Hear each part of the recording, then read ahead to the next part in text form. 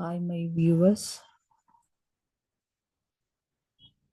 It's a wonderful time that I could meet you with another presentation from Gulliver's Travels. You might have heard many stories. You might have watched movies and cartoons of Gulliver's Travels. This presentation is wonderful and beautiful, filled with many the summary, concepts, themes, characters, and Gulliver's four voyages. What are those? So all those details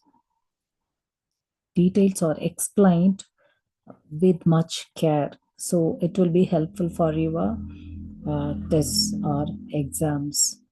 You could prepare well after listening to this presentation. I am very grateful, and I must thank one of my students who prepared this presentation for me. This is Lincia Giftlin. I must acknowledge her this time. Shall we move into the presentation now?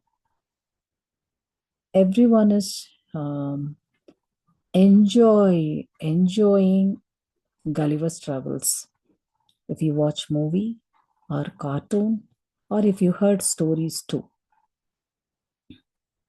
because it is filled with the story is filled with adventure, and it's just like a you are entering into the fantasy world, and you are traveling with Gulliver wherever he is. So you might have got that kind of experience as a child, as a student. The Gulliver's Travels has four parts, and it is a satirical work by Anglo-Irish author Jonathan Swift. When it was published anonymously in 1726 with another title. It has another title. The first title, when it was published, the name of the title was Travels into Several Remote Nations of the World. That is the original title Swift has given, but it was anonymously published Travels into Several Remote Nations of the World. That is the title of this book.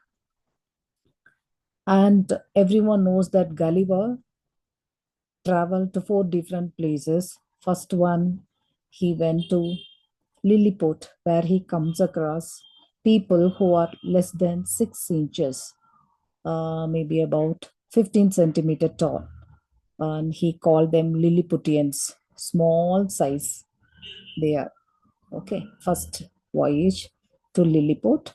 And the second voyage takes him to Brobdingnag. That place was inhabited by a race of giants. Okay, that is his second voyage. And on Gulliver's third voyage, he set adrift by pirates, and he reached the island of Laputa. There, the people have one eye pointing inward, the other eye pointing upward, and they are lost in thought, and they must be reminded to pay attention to the world around them. And those people, that is the people in Laputa, they are greatly concerned with mathematics and with music, but they do not have any practical application of their knowledge or learning. That is his third voyage. And the fourth one is Gulliver's visits to the land of Houyhnhnms.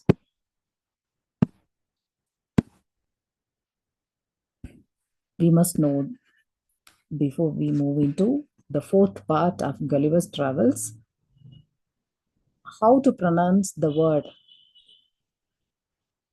Houyhnhnms. The first syllable must be pronounced as hoy, as in boy. Okay, that is hoy, with a slight emphasis on O sound. And the second syllable you have to pronounce as nims.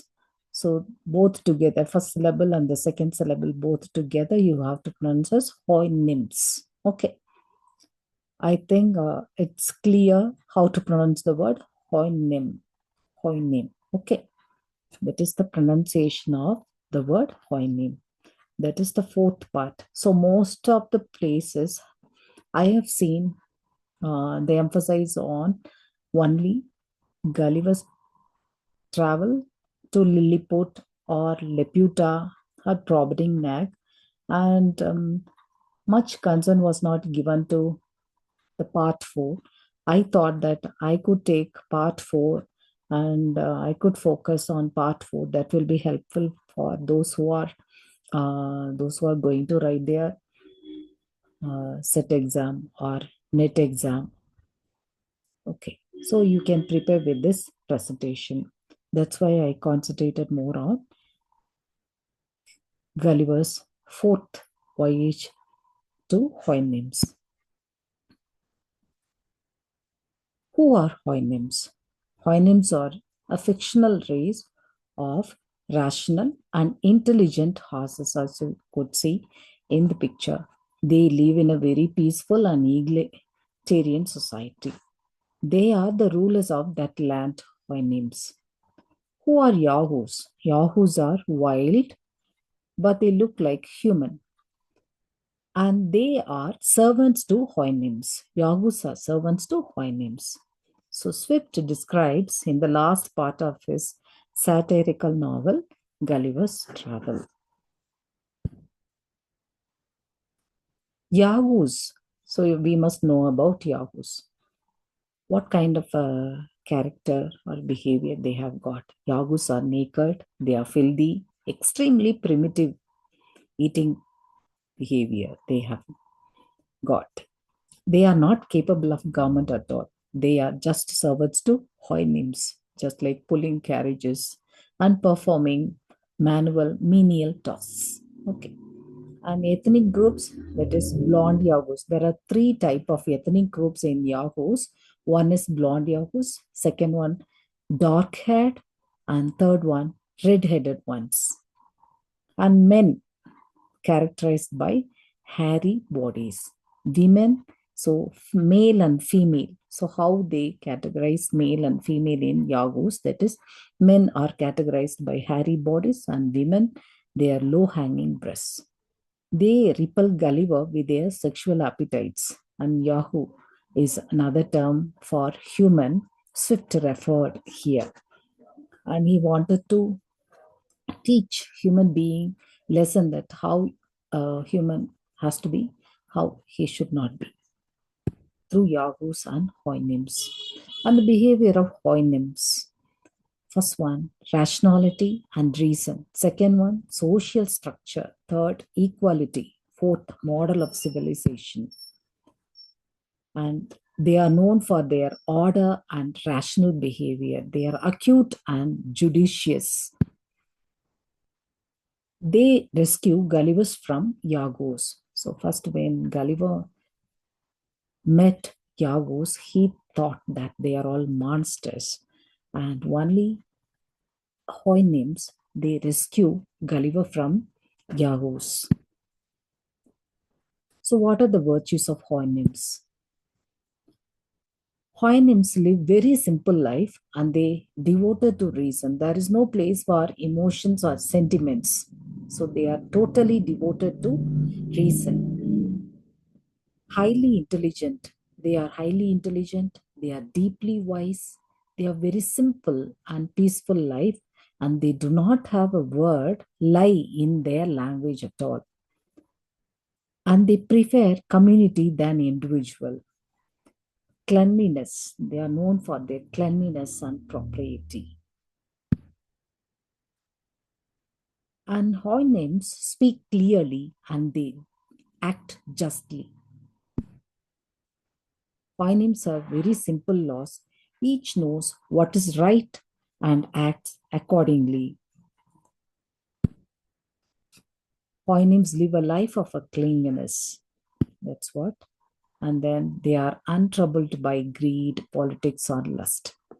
So with this one, I think that we will move into the whole summary of the part 4. Let me give you in a simplified way that it is very easy for you to understand. Please just listen, follow me. Voyage to the land of Houyhnhnms, 5 months into his return home. Gulliver desires to travel the world. So before he went to Houyhnhnms, he took 5 months rest in his home, and he desires to travel the world. This time, when he wished to travel, he leaves his pregnant wife and he captains the ship called Adventure. The name of the ship is Adventure. At the sea, his crews die of disease, and Gulliver was forced to recruit few more new sailors. These new recruited sailors, they corrupt the old crews. They worked in the ship, and they planned to take the whole ship, and they became a pirates. One day they rush into Gulliver's room and they tie his foot in his bed. And few weeks later, these pirates put him on a boat and they left him close to a desolate beach and forced him to jump and leave the ship. So Gulliver explores the new island and he sees the tracks of many horses and human on the ground once he reached the shore. A few minutes later, he sees a group of strange animals with deformed figures covered in thick hair. You can guess that who are those. As I have explained you, these creatures are nothing but yahoos, bearded like goats and a long ridge of hair on their backs. Maybe they are all males. He feels repelled by the appearance of the beasts, and Gulliver decides to go on his own way. As he makes his way into the new place,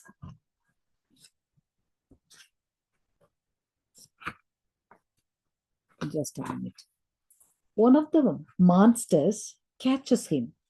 Gulliver draws his sword and he hits the creature with his sword. And the beast suddenly roars and shouts, and a hand of those monsters arrive to his rescue.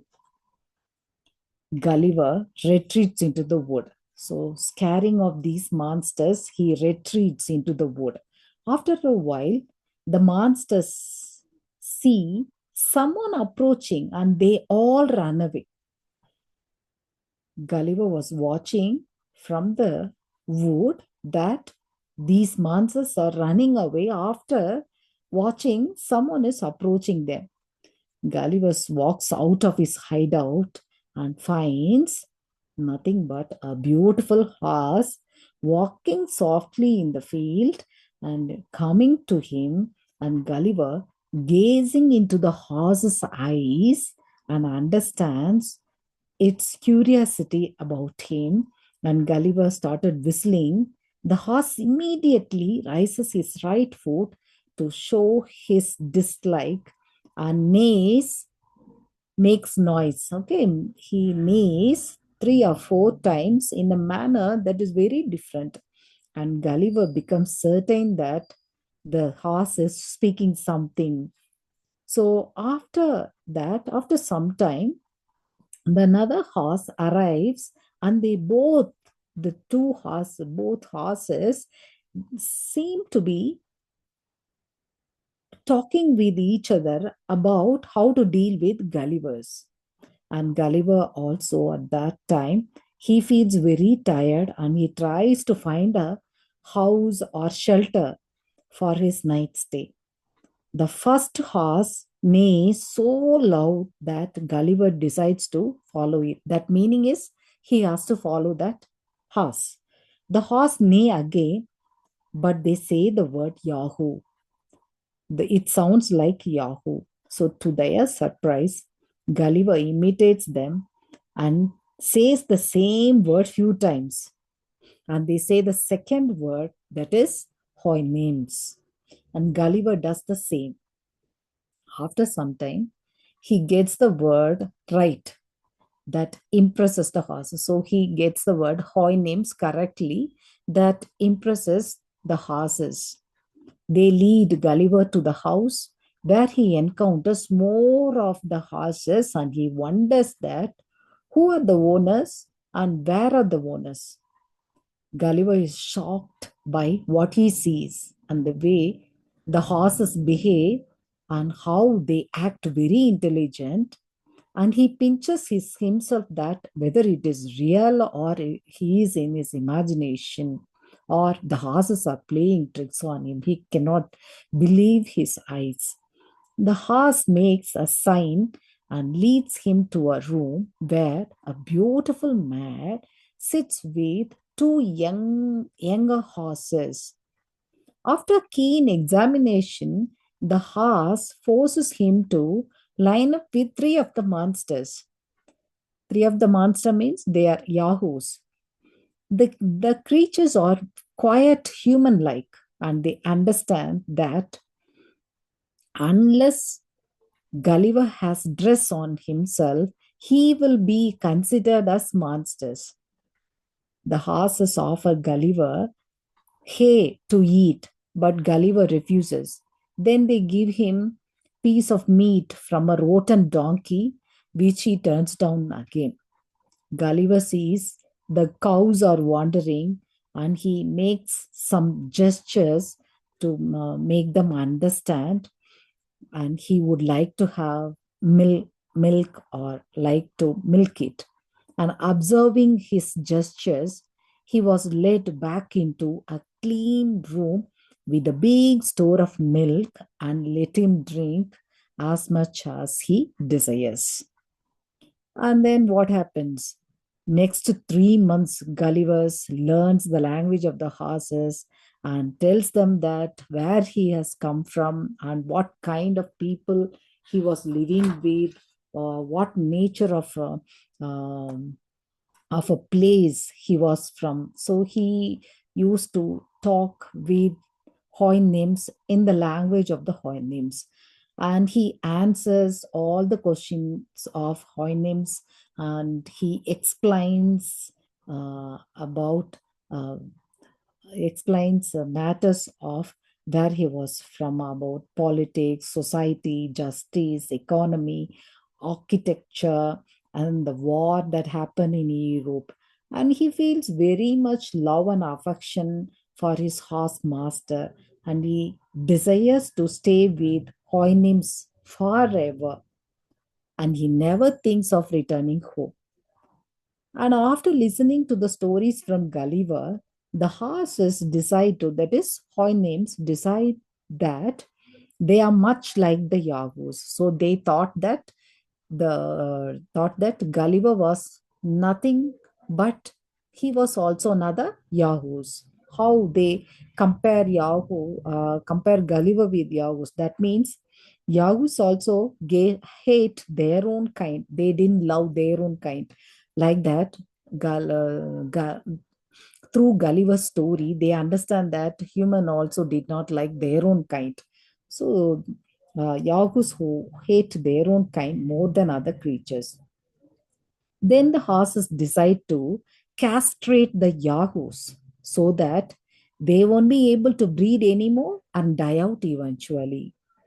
Gulliver now thinks of that means they wanted to um, send out Yahoos, they are not useful.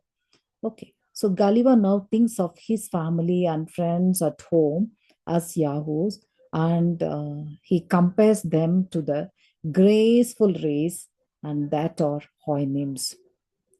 One day, Gulliver's master, that is Houyhnhnm, Gulliver's master is Houyhnhnm, who tells him that it is time for him to leave this country because other Houyhnhnms, other horses have started to feel some kind of discomfort about his prolonged stay, and they do not even consider him as Houyhnhnms or Yahoos. So, what is the purpose of making Gulliver stay in that place. There is no use of him. So um, Hoynim, that is the master of Gulliver, uh, expressed his idea that it's time for him to leave, and he then tells Gulliver that there are two options you can choose. Either he could be enslaved in Hoynim, or he could go home, or make him go away from this uh, Hoynim, land of Hoynim, to his own country. So these are the two options they are giving him, and heartbroken and upset Gulliver, no other way, he chose the second one, that he prefers to go home, and he builds a canoe and he sets sail to find an island where he could lead his life as he wishes.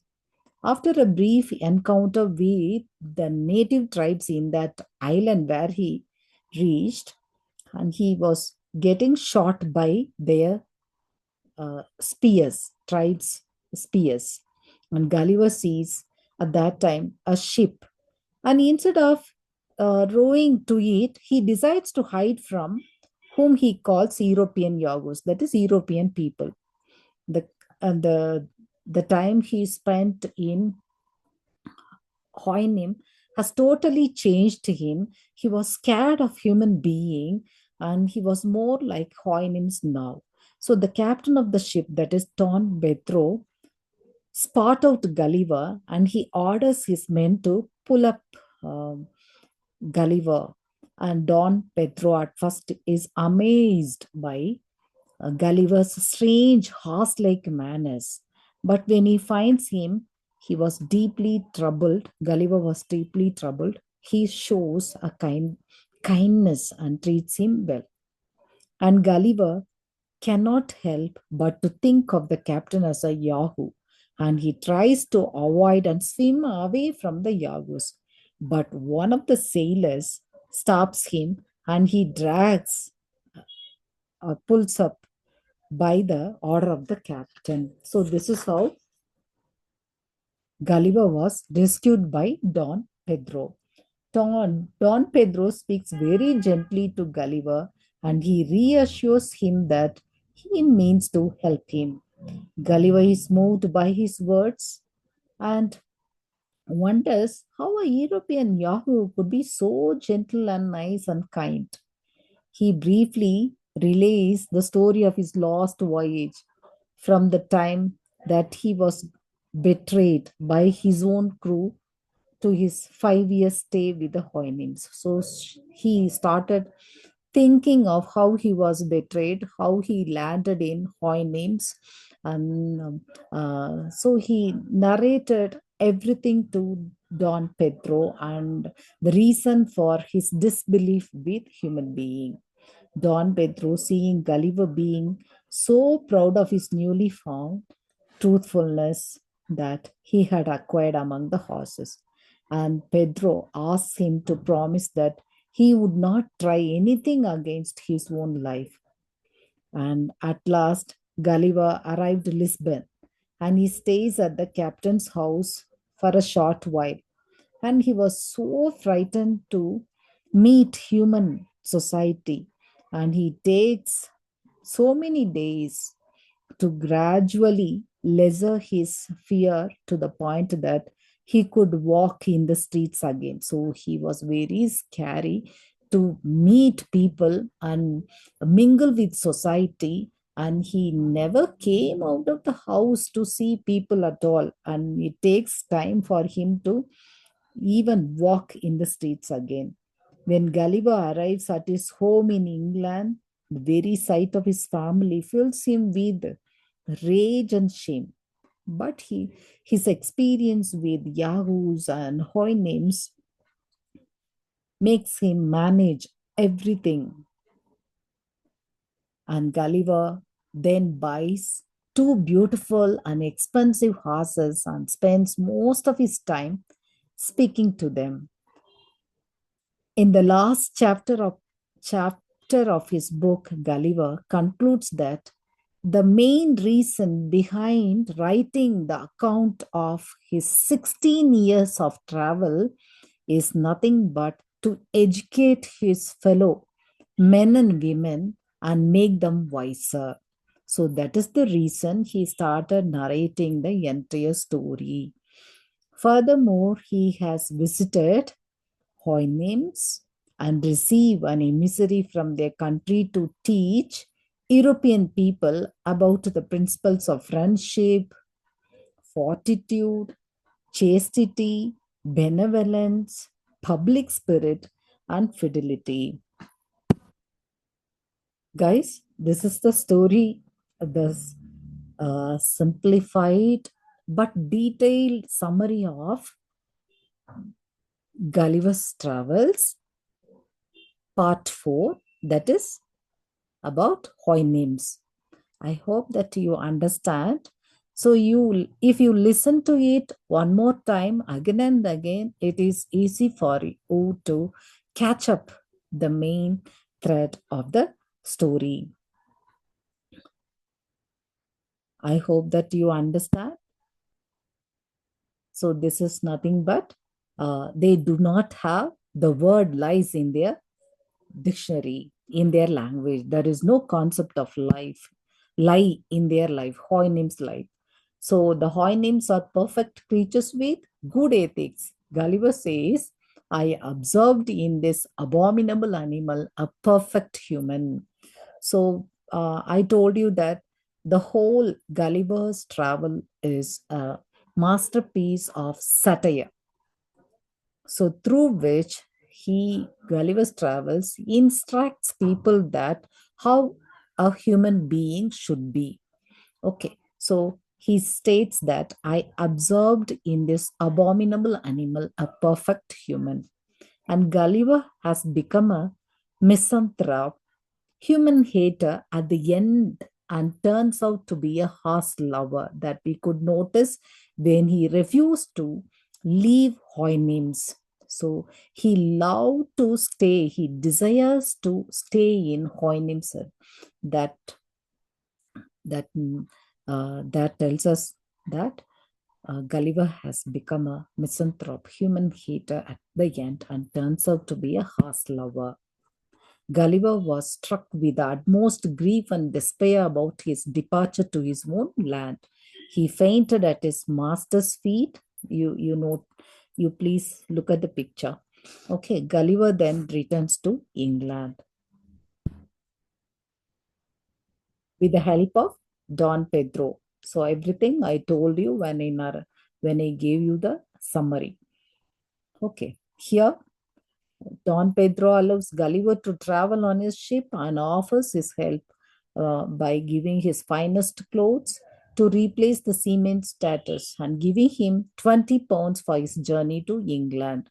The Yahoo like nature of Pedro in Gulliver's eyes alienates the appearance of Don Pedro alienates Gulliver's from him, but later he realized, understood the and kind-hearted, the helping mind of benevolence of Don Pedro.